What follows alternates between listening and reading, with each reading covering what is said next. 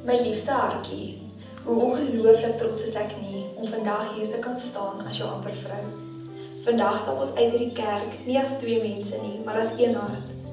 Ek het nooit gedink dat ek so geseën sal wees met die man wat daar voor in die kerk staan nie. Ek verstaan vir die eerste keer in my lewe 1 Korintiërs 13 vers 4.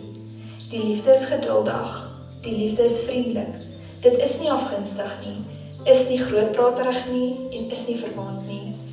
Jy het my kom wys wat ware liefde is.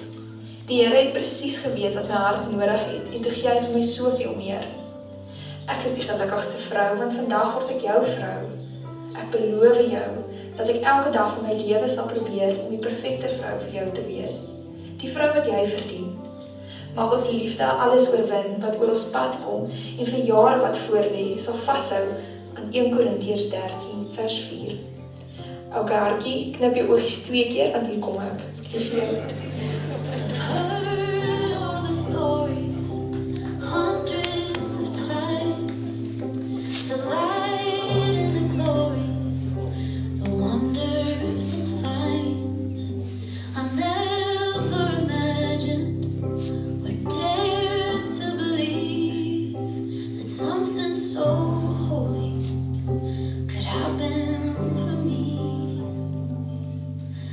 Standing here with you, no way I could deny the God who walked on waves sent you to change my life.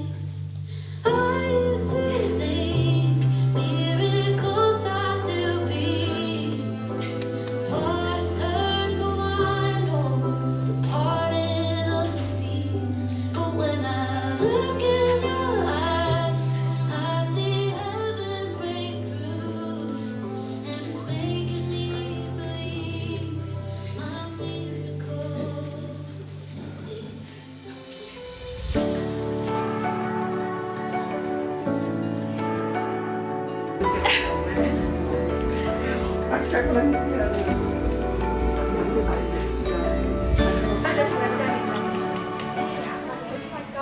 ons verklaar dat U sal wees.